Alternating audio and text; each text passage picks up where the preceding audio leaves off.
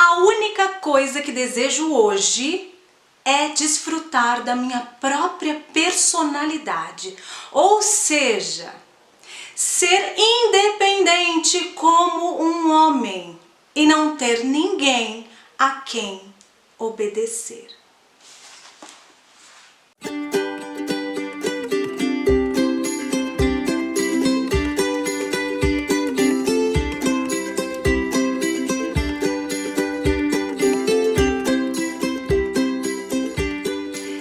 Seja muito bem-vinda, bem-vindo, bem-vinde para esse momento de ouvir histórias. A contação que vocês vão ouvir hoje faz parte do meu projeto Histórias de Mulheres Escritoras, onde eu selecionei só histórias escritas por autoras mulheres.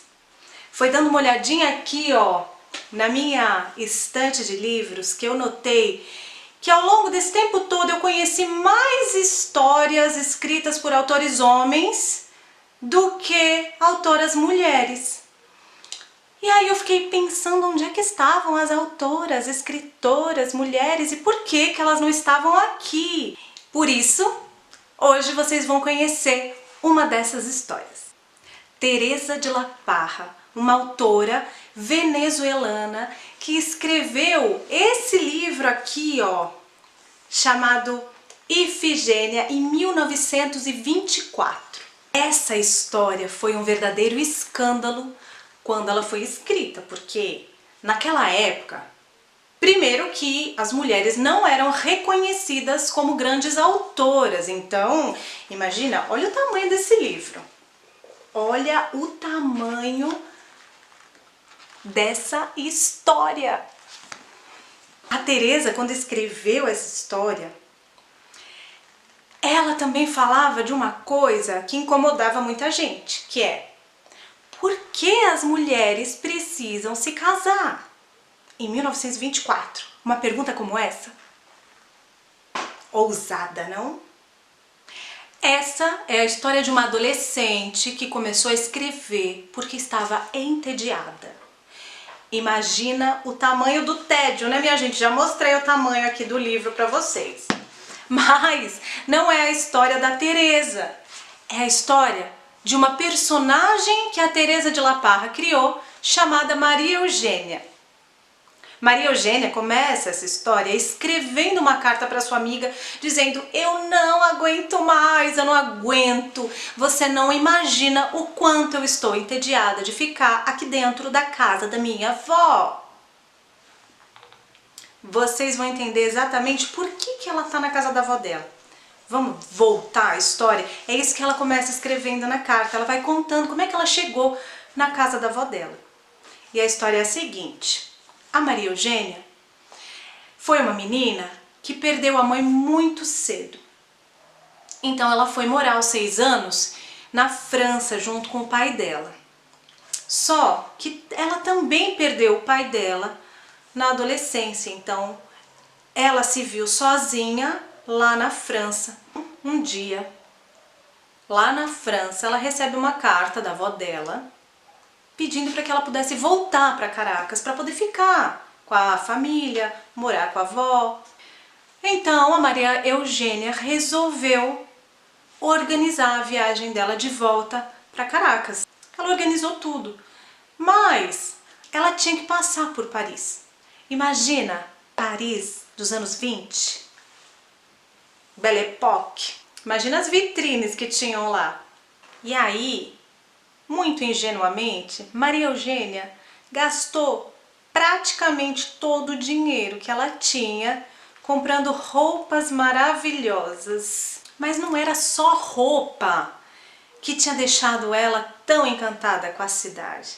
Paris, nos anos 20, estava tendo aquela efervescência cultural. Então ela ficava admirada com a cidade, o movimento, as pessoas saindo às ruas, as mulheres indo para lá e para cá. E ela ficou admirada. E ela pensou que ela seria essa mulher independente. E aí ela segue, continua a viagem dela até o aeroporto de Caracas. E no caminho para a casa da sua avó, ela começa a sentir uma nostalgia, porque ela vai avistando cada coisa, cada lugar que ela tinha passado quando era criança. Mas, ao mesmo tempo que as coisas estavam diferentes, tinha alguma coisa em Caracas que parecia que aquela cidade tinha parado no tempo, sabe? Quando ela chega na casa da avó dela, aí ela teve realmente certeza que as coisas tinham parado no tempo. Era como se o tempo não tivesse passado. Ela começou a perceber o que estava esperando por ela. Por quê?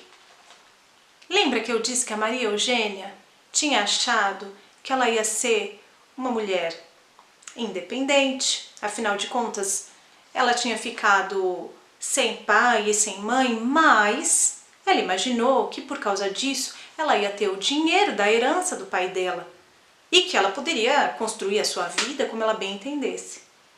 Acontece que as coisas não eram bem assim na família dela, ainda mais naquele tempo. Lá em Caracas, a avó dela começou a dizer a ela o que ela precisava fazer para conquistar um marido. Acreditam nisso?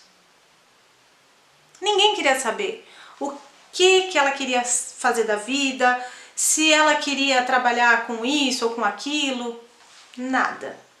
E para piorar, quando ela chega em Caracas, mesmo o pai dela tendo um monte de dinheiro, o tio dela já tinha ficado com todo o dinheiro do pai. Ou seja, ela estava sem nada. Aí a Maria Eugênia começou a se incomodar e ela começava a afrontar a avó dela e a tia, dizendo: eu não vou. Por que as mulheres precisam se casar? Eu quero ser independente, assim como os homens são. Por que nós precisamos nos arrumar para ficar na janela esperando alguém passar?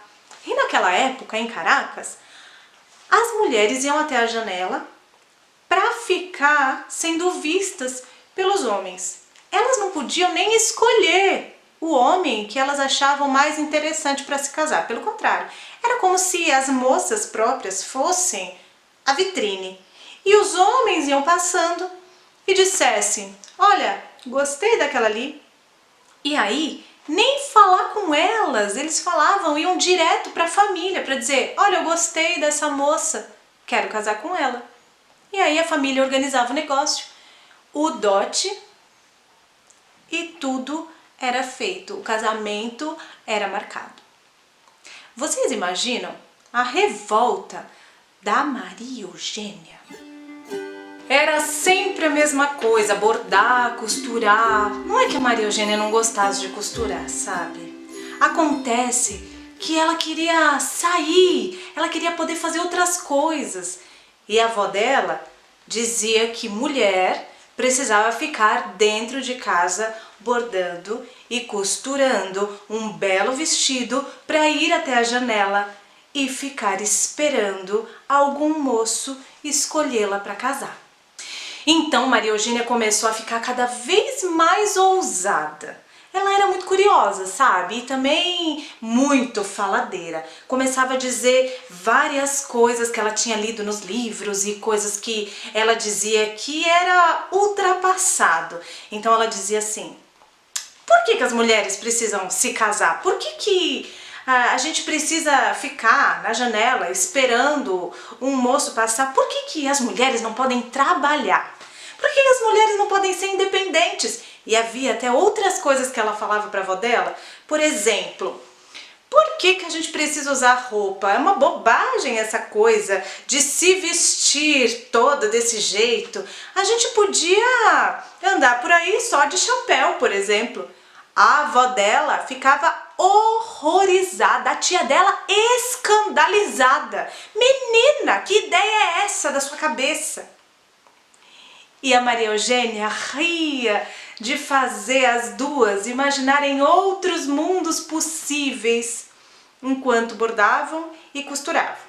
Um dia Maria Eugênia conheceu uma moça chamada Mercedes. E ela tinha uma biblioteca de livros tão maravilhosos que a Maria Eugênia ia para casa dela quase todo dia para buscar um livro novo, para conversar com ela. Só que essa Mercedes, ela era muito mal vista justamente por ser uma mulher que aparentava certa independência. Saía para fazer compra sozinha, sem esperar que o marido a levasse. E as pessoas olhavam para ela assim, de cara feia. Então a avó começou a proibir que a Maria Eugênia fosse visitar Mercedes. E para isso acontecer, para que ela não fosse mais até a casa dela, ela mandou a Maria Eugênia para um sítio, uma chácara distante. E ela ficou lá por muito tempo. E lá, ela começou a se cansar de tanto ouvir que ela tinha que ser uma moça que precisava encontrar um homem para se casar. Maria Eugênia, com o passar do tempo, ela foi ficando para baixo, entristecida, e começou a perceber que ela não tinha mais força para esse embate, sabe? Com a família dela. Então, ela começou a aceitar a ideia de que ela precisaria encontrar um marido. A única questão é que a essa altura, ela já tinha conhecido um moço chamado Gabriel. E ela tinha gostado dele, ele tinha umas ideias diferentes, sabe? Mas, de jeito nenhum, a família dela ia querer que ela se casasse com esse tal Gabriel. Lá no sítio, a Maria Eugênia foi ficando murcha, murcha. E, quando ela voltou para a cidade, a única coisa que ela fazia era acordar, se arrumar e ir para a janela. Olhava e esperava que algum moço olhasse para ela e desejasse se casar. Enquanto ela ficava pensando no Gabriel, a paixão platônica dela. Um dia apareceu um moço que quis se casar com Maria Eugênia. Ele era aparentemente perfeito. Esse moço foi pedir a mão da Maria Eugênia em casamento e a família adorou. Ele tinha dinheiro, ele era um moço de uma família distinta. A Maria Eugênia não viu absolutamente nada nele. Nada encantava. Mas não teve jeito, ela não tinha escolha. Quem escolhia era a família. E a família decidiu que a Maria Eugênia ia se casar com ele. Vocês devem estar se perguntando, poxa vida, mas e o que aconteceu? Ela não fez nada. A nossa personagem não é uma heroína que de repente saiu dessa situação e conseguiu fugir e escapar e viver sozinha no mundo, ou então buscar o Gabriel, aquele moço que ela tinha se apaixonado. Me diz que não aconteceu isso. Vocês devem estar se perguntando, não? Acontece que essa é uma parte triste da nossa história, porque a Maria Eugênia, apesar de tudo isso que ela sentia por dentro, ela não conseguia mais falar sobre isso. Ninguém deixava que ela dissesse que aquilo não era bom para ela. E dia após dia, ela ia se preparando para o casamento. O dia que o vestido chegou, ao invés dela ficar extremamente feliz, ela ficou triste. Ela olhava para o vestido e aquilo não significava nada para ela. A tia falava, nossa, que vestido lindo! E sabe o que ela pensava? Que talvez ela pudesse encontrar um jeito de fugir. E aí, ela fica pensando em estratégias, o que ela ia poder fazer para cancelar tudo. Então ela tem uma ideia, ela acorda de madrugada e fica maquinando o que ela ia fazer. E naquele dia, bem de manhãzinha, ela chama o noivo. Ele vai correndo. Ela tá abatida, triste, e vai falar com ele que talvez fosse melhor cancelar tudo e que ela quer ser uma mulher independente. Mas ela não consegue. Quando ele chega lá, ela olha pra ele e tudo que ela consegue dizer é: eu não estou muito bem. Será que dava pra gente adiar o casamento? E o noivo olha pra ela e fala assim: onde já se viu? Você querer adiar, já tá tudo pronto. Não, nós não vamos adiar. Então parece que não havia mesmo nada a fazer. Mas a cabeça da nossa personagem Maria Eugênia não parava. Por um lado ela pensava: será que eu devo me casar? Manter a tradição familiar, manter a aparência da minha família, tudo que eles desejam pra mim, porque se eu me casar minha avó vai ficar feliz. Por outro lado, quem não ia ficar feliz era a própria Maria Eugênia. E, acreditem ou não, esse livro deste tamanho termina justamente antes do casamento da Maria Eugênia acontecer. A autora não conta se ela chegou a ir até o casamento, se o casamento chegou a acontecer ou não. A gente fica nessa dúvida. Eu daqui fico torcendo para que a nossa personagem possa ter um lampejo, sair correndo e fugir, fazer o que ela bem entende. Mas eu não sei o que aconteceu. Será que ela se casou? Será que ela não se casou? O que você faria? Ou melhor, que final você daria para essa história?